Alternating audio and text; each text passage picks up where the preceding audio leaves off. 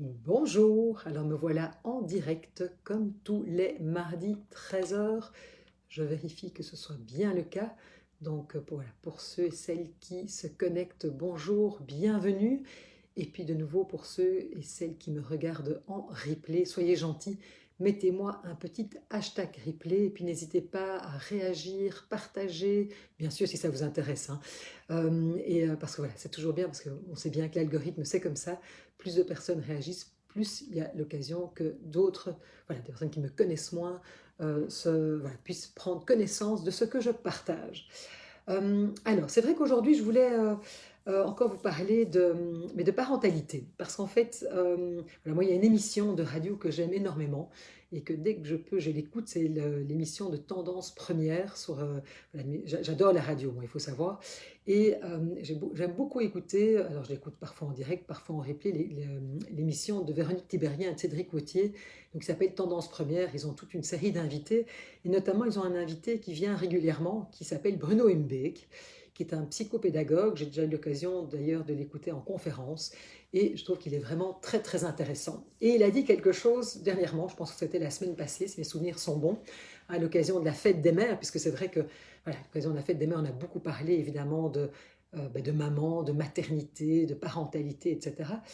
Et il disait une chose que moi je trouve assez vraie, qui dit, voilà, les pères imparfaits, on rigole, les mères imparfaites, on les juge.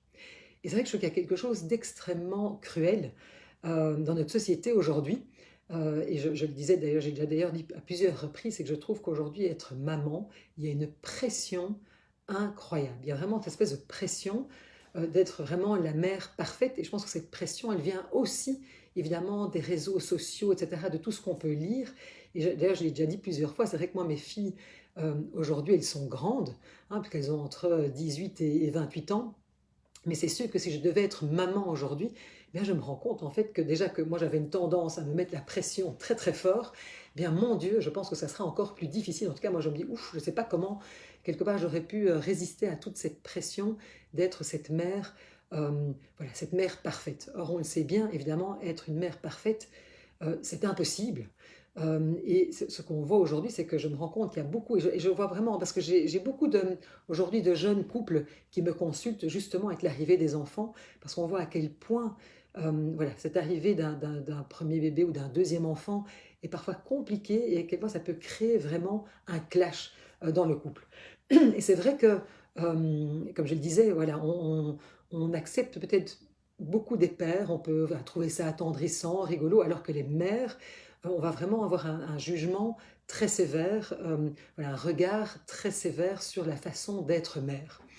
Et c'est sûr qu'en tant que mère, ben voilà, on essaye d'offrir le meilleur à nos enfants. En tout cas, moi, c'est ce que j'ai essayé de faire, c'est ce que je vois voilà, parmi les femmes que j'accompagne, ou mes amis, ou ces jeunes couples, ou ces couples que je reçois. Donc vraiment, c'est ces mamans qui essayent de tout faire, de bien faire, qui sont prêtes, j'ai envie de dire, à renier sur leurs propres activités, sur leurs loisirs, sur leur sommeil. Combien de femmes ne sont pas complètement privées de sommeil, sur leur budget, parce qu'elles vont souvent, moi je le vois, souvent une femme a du mal à investir pour elle. Or, s'il s'agit de faire quelque chose pour aider son enfant, elle sera vraiment prête à investir tout ce qu'il faut. C'est assez incroyable, je le vois bien. S'il faut du soutien scolaire, voilà, des consultations, etc. pour son enfant, on va le faire, alors que souvent en tant que femme, pour soi, on aura plus de difficultés à dépenser de l'argent. Donc, vraiment, on voit qu'il y a, j'ai envie de dire, un surinvestissement, une disponibilité à outrance, et ça, quel que soit l'âge de nos enfants, je le vois, hein, que ce soit des petits-enfants, des grands-enfants, parce qu'en fait, quelque part, j'ai envie de dire, ce sont tous ces messages que l'on reçoit, en fait, quelque part de la société, des réseaux sociaux, c'est un petit peu toutes ces injonctions. Et évidemment, ce n'est pas sans conséquence, et c'est vraiment ce que Bruno Humbeck disait, mais moi c'est ce que je peux vraiment constater dans mes consultations, dans ce que je vois, dans ce que j'observe autour de moi, c'est que ça amène beaucoup de stress, beaucoup de surmenage, un grand oubli de soi. Moi je vois beaucoup de femmes qui font vraiment passer les besoins de leurs enfants avant les leurs, des frustrations, de l'épuisement, hein, qui est à la fois émotionnel et physique. On peut même en arriver jusqu'à un burn-out, hein, on parle de plus en plus quand même de burn-out parental. Et puis surtout, en fait, ce qu'il y a, c'est que c'est tout du temps qu'on ne se consacre pas à soi. et peut-être aussi du temps qu'on ne consacre pas à son couple. Et ça, c'est incroyable parce que je le vois aussi bien dans les nouveaux couples. Un des grands sujets de dispute, c'est que beaucoup de... Et ça, je dis, c'est une plainte masculine, c'est-à-dire, mais en fait, depuis que on a des enfants, il n'y a plus de place pour moi, plus de place pour notre couple.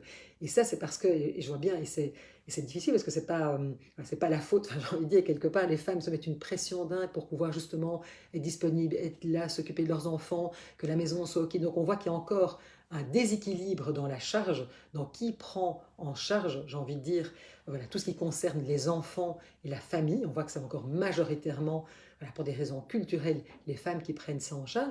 Mais donc du coup, c'est moins de temps pour soi, moins de temps pour son couple. Alors que, comme moi j'ai dit toujours, c'est important de pouvoir nourrir son couple, mais en même temps, voilà, on peut pas tout faire. Et donc là, on voit que ça met déjà les couples en difficulté. Et donc comment, à un moment aussi, mais peut-être mieux répartir évidemment la charge, non seulement enfin, je dis, le fait de faire les choses, mais également la charge mentale qui est associée, parce qu'on voit que beaucoup de femmes sont encore celles qui portent la charge mentale principalement. Et puis aussi, peut-être, pour nous les femmes, comment peut-on se mettre moins la pression, hein, parce que voilà, il y a certaines choses, et je le vois, beaucoup de femmes sont fortes dans le contrôle. J'avais encore une consultation hier avec une jeune femme où on voyait vraiment que voilà, elle essayait de tout concilier, quoi, de pouvoir travailler, s'occuper de ses enfants, faire en sorte que sa maison soit belle et accueillante. Et on voit vraiment essayer de prendre... Enfin, c'est incroyable parce qu'elle se mettait une pression incroyable, alors que ben, son mari se comportait plutôt comme le père imparfait, et c'était assez... voilà, avec un côté assez sympathique. On avait l'impression que voilà, lui était beaucoup plus à l'aise avec ça. Et donc là, il y a quelque chose, comme je le disais, qui est profondément injuste. Et donc comment, à un moment, on peut, nous, en tant que femmes, se mettre moins la pression et se dire que c'est OK et que tout ne doit pas être parfait malgré les injonctions et les petites voix, hein, qu'on a tout le temps qui nous incitent à être complètement parfaites. Je le vois aussi même dans les couples où les enfants sont plus grands. Ici, je voyais un couple que j'ai reçu aussi hier, justement, et, et en fait, c'était aussi intéressant parce que là, c'était un couple plus âgé. Pour le coup, les enfants sont plus grands. Et aussi, le mari se plaignait en disant, mais enfin, c'est quand même incroyable, nos enfants sont grands. Là, maintenant, moi, j'ai envie quelque part de lever le pied et de pouvoir un petit peu plus profiter de la vie et profiter quelque part de mon épouse, de notre couple, parce qu'on a quand même voilà, bien élevé nos enfants, etc. Et je vois qu'elle se met encore, hein, en parlant de sa femme, la pression pour que le frigo soit tout le temps rempli, qu'il y ait des repas, qu'il y ait ceci, qu'il y ait cela. Elle part difficilement en voyage avec moi parce qu'elle se dit que non, il faut être là présent pour les enfants. Et donc, on voit quand même que cette espèce d'injonction à la perfection, hein, à être au service d'eux, reste très présente, que ce soit avec des petits-enfants dans notre société aujourd'hui, qui est plus que jamais, je trouve, très culpabilisante, mais aussi dans des générations plus âgées où les enfants ont déjà grandi. Et donc, j'aurais dit que voilà, ça un peu prendre conscience, mais en fait, qu'est-ce qui se passe? En fait, qu'est-ce qui fait que je me mets cette pression à vouloir être cette mère parfaite? Hein, c'est quoi? Parce que souvent, moi, ce que je vois quand même, que la résultante de toute cette pression qu'on se met, eh bien, c'est que c'est des mamans qui peuvent perdre patience. Moi, le nombre de fois que j'entends, hein, des papas qui me disent, oui, mais bon, ma femme crie beaucoup. En attendant, j'aimerais bien inverser les rôles, mais donc ce sont des mamans qui vont crier, des mamans qui vont s'énerver, des mamans qui vont aussi se disputer avec leur conjoint parce qu'en fait, quelque part, elles ont un sentiment d'injustice et de porter beaucoup trop sur les épaules et que les choses ne sont pas bien équilibrées. Et puis, comme je le disais, avec ce risque de tomber à un moment dans un burn-out, hein, dans ce qu'on appelle un burn-out parental. Et de se dire, mais au fond, est-ce que c'est ça qu'on veut pour nos enfants? Est-ce qu'il n'y a pas une autre voie? Et comment on peut justement peut-être remettre les choses à leur juste place et arrêter de se mettre une pression telle? Et d'ailleurs, c'était en fait le sujet justement de mon dernier article de blog, qui était justement mais, cette espèce de culte de la parentalité parfaite, qui en fait est vraiment délétère pour soi, pour son couple et in fine pour nos enfants. Parce qu'en fait, ce qui est, je veux dire, à la base, enfin, pour nos enfants, on veut quand même le meilleur pour eux. Or, à un moment, j'ai la base de la famille, c'est quoi? C'est le couple. Et donc, c'est important qu'à un moment, on puisse remettre son couple au centre, mais avant tout, se remettre au centre, c'est-à-dire se dire qu'en fait, c'est d'abord prendre soin de soi, de nos besoins, de notre couple, et pouvoir ensuite, je veux dire, partager tout ça avec notre famille. Et en fait, parfois, on fait le sens, en fait, on le fait dans le sens inverse, et en fait, c'est là qu'on se rend compte qu'on s'épuise complètement et qu'on passe, j'ai envie de dire, presque à côté de sa vie, à force de s'épuiser et de se rendre compte en fait qu'il y a quelque chose qui n'est pas juste. Et c'est comme ça que moi, je vois beaucoup de femmes qui, à un moment, arrivent chez moi en me disant, mais c'est plus possible, je ne peux plus continuer comme ça, je me suis complètement oubliée, j'ai fait passer les besoins de tout le monde avant les miens, et là, vraiment, il est grand temps que je puisse me remettre au centre.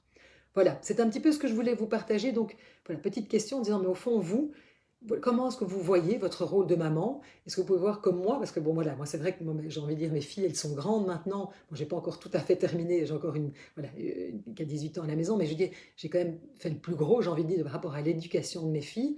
Je me rends compte avec du recul que vraiment la pression que j'ai pu mettre, et qui finalement était voilà, quelque chose qui n'est pas nécessaire, qui ne m'a pas aidé, et qui au contraire finalement a mis beaucoup de stress là où j'aurais peut-être pu être plus cool. Et donc peut-être voir comment est-ce que vous avez, vous, vécu votre maternité, maintenant est-ce que si vos enfants sont grands ou si vos enfants sont petits, voilà, vous m'écoutez, quelles sont peut-être les difficultés auxquelles vous êtes confrontés. En tout cas, je vous invite à lire l'article, dans mon dernier article de blog, je mettrai le lien dans les commentaires. Dites-moi ce que vous en pensez et je serai ravie voilà, de vous lire.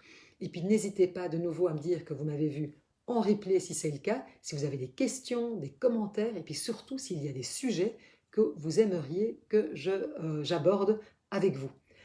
Voilà, je vous dis merci et je vous souhaite une très belle après-midi. À très bientôt, en tout cas à la semaine prochaine. Au revoir.